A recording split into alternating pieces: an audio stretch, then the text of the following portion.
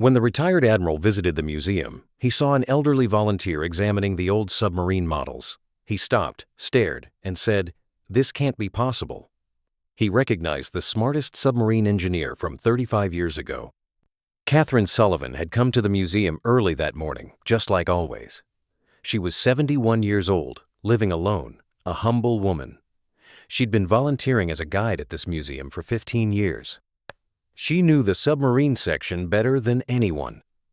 When visitors asked questions, she'd give detailed explanations, but never bragged about it. "I learned it from books," she'd always say.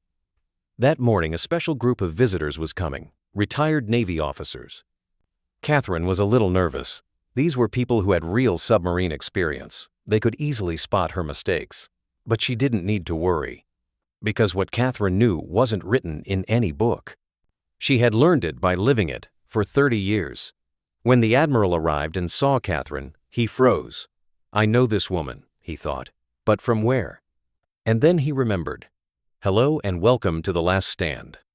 Have you ever known someone who served on a nuclear submarine? Share your experiences in the comments below. Katherine Sullivan had been volunteering as a guide at the Portland Maritime Museum for 15 years. Every morning at 8 a.m., she'd arrive and prepare the submarine section. Before visitors came, she'd check all the models and organize the information plaques. She was 71 years old, average height, with silver hair.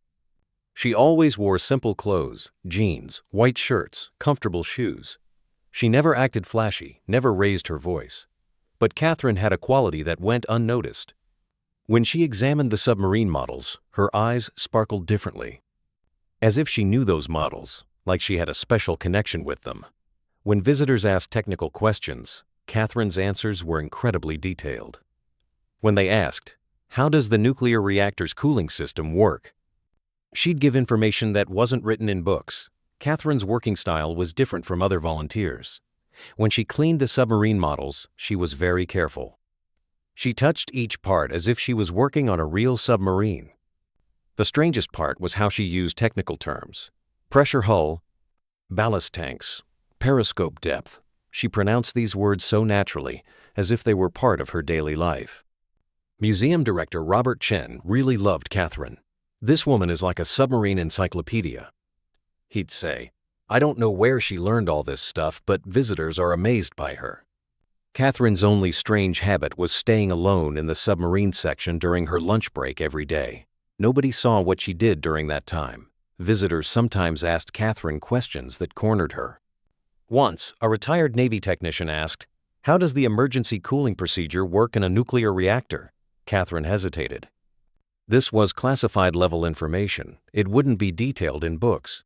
"It's not fully explained in books," she said politely, "but I think the cooling system has multiple backups." The technician was surprised. Katherine's explanation was correct, but how could she have learned this information? These situations happened often.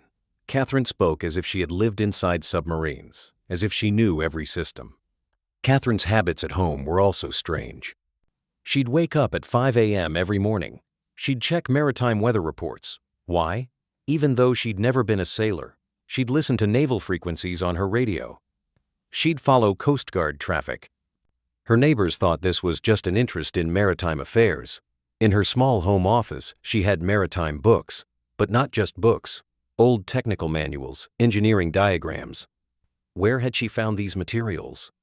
The strangest part was her ability to draw technical drawings. When showing submarine schematics at the museum, what she drew on paper was so accurate, it was like she was pulling it from memory. On the morning of October 28th, Katherine came to the museum early as usual. But this morning was different. A group of retired Navy officers was coming. Katherine felt sick to her stomach. This group was different. These were people who had lived real submarine experience. They would immediately notice her mistakes and shortcomings. Katherine checked the submarine section one last time. Every model was in place. The information plaques were neat, but she had a strange feeling inside. At 10 a.m., the group arrived. 8 retired officers. Admiral Morrison was leading them. He was about 65 years old, tall, with a confident posture. Katherine held her breath. Showtime. When the group came to the submarine section, Katherine greeted them. "Welcome. I'm Katherine Sullivan, the guide for this section. Admiral Morrison politely said hello. Thank you. We're very interested in submarines. Katherine's presentation was perfect. From USS Nautilus's nuclear propulsion system to Ohio-class submarine strategic capabilities, she explained every detail. The officers began to get surprised. This woman was giving classification-level information. How is the nuclear reactor's power output controlled? Asked the Admiral. Katherine hesitated. This was a very specific question. It's controlled by adjusting the position of control rods to manage neutron absorption rate, she said. But the exact procedure is classified information. The Admiral's eyebrows raised. This woman knew the system.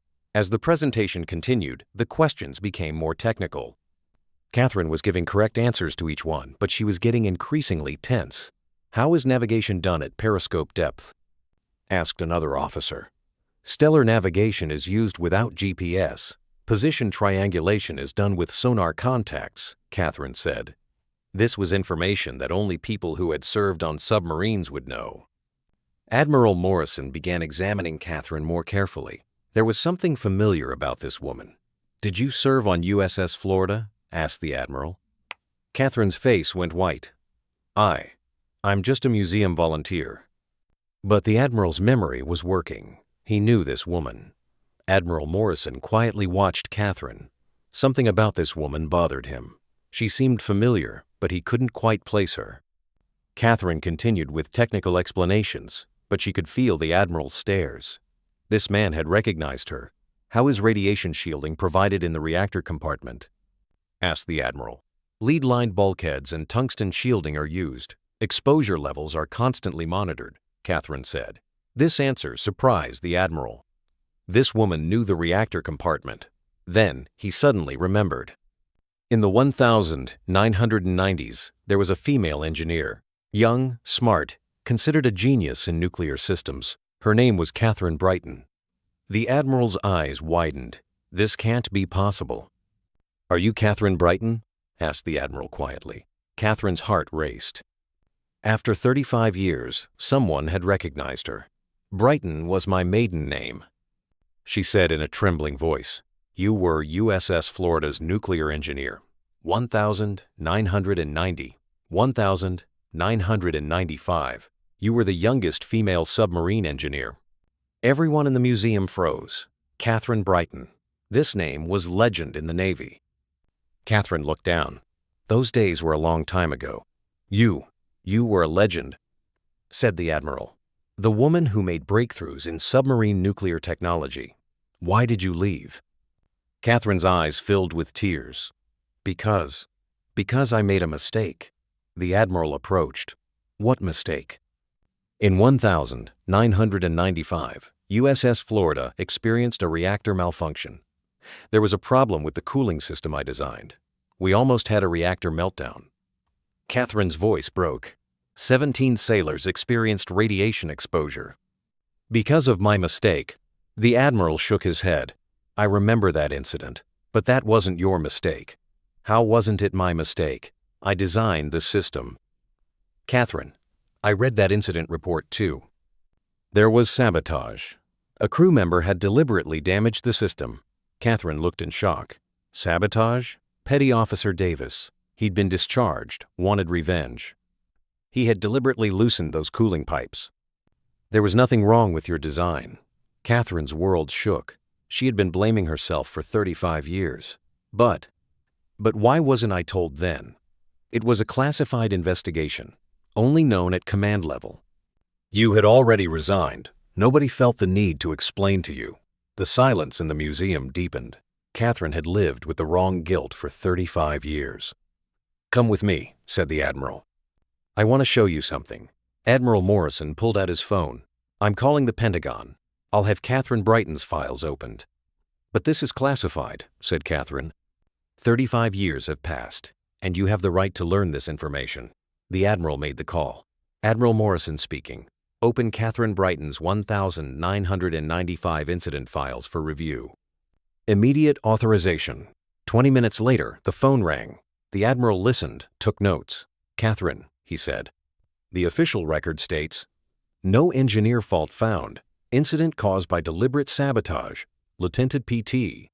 Katherine Brighton cleared of all responsibility. Katherine began to cry. The 35-year nightmare was ending. Other visitors in the museum had heard this conversation. A retired Navy technician approached. "Ma'am, are you really Katherine Brighton? From the Trident program?" Katherine nodded. "Oh my God, you're a hero. Your contributions to submarine nuclear technology.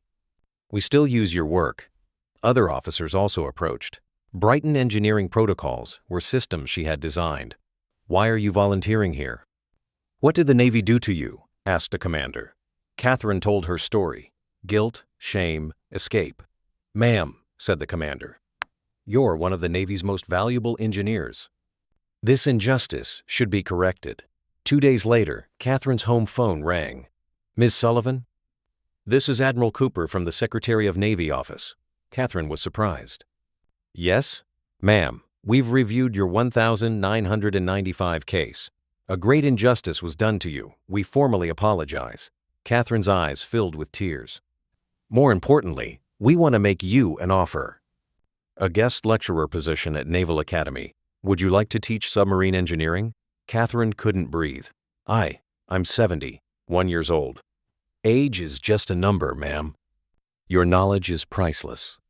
Katherine called her daughter Elizabeth. Elizabeth was 45 years old, working as an architect in Seattle. There was coldness between her and her mother. "Elizabeth, I need to tell you something." "What happened, Mom?" Katherine told her story. Secret Navy career, submarine engineering, 35 years of guilt. Elizabeth was shocked. "Mom, you were an engineer? I always thought you were a secretary." "I'm sorry, Elizabeth. I lied to you. I was so ashamed." "But Mom, you were a genius."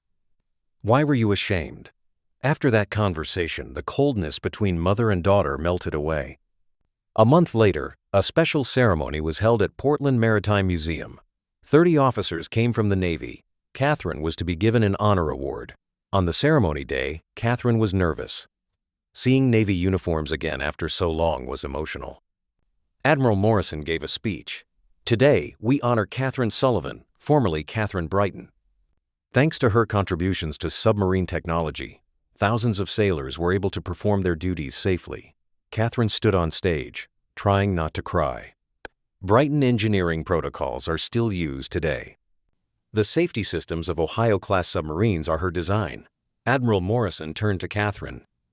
"On behalf of the Secretary of Navy, I present you with the Distinguished Service Medal." Katherine's hands were shaking. After 35 years, an award she never dreamed of receiving. "This medal isn't just a piece of metal," said the Admiral. "This is recognition of your life's dedication to submarine engineering." When Katherine received the medal, she couldn't help but cry. Everyone in the hall was standing and applauding. 200 people were showing respect to Katherine. "Thank you for your service, ma'am," shouted a young petty officer. After the ceremony, Elizabeth came on stage. "Mom, I love you so much. I'm so proud of you." Mother and daughter embraced. The 35-year distance closed. "Why didn't you ever tell me?" asked Elizabeth. "I thought I was a failure. I was ashamed. I didn't want to disappoint you." "Mom, you're a hero. I'm proud to be your daughter." Katherine realized at that moment that her greatest achievement wasn't submarines, but raising her daughter. A week later, Katherine received an official invitation from Naval Academy. A submarine engineering guest lecturer position was being offered. Katherine hesitated. "Can I teach at 71 years old?" Elizabeth encouraged her. "Mom, you teach this knowledge to young sailors. Let them learn from you." Katherine accepted the invitation. A new page was opening in her life. Her first class was a huge success. The midshipmen listened to Katherine's experiences with great interest. "Ma'am, you're a legend," said a student. "You wrote the textbooks we're reading." Katherine now teaches 2 days a week at Naval Academy and volunteers 3 days at the museum. Her daughter Elizabeth visits frequently. The coldness between them completely melted away.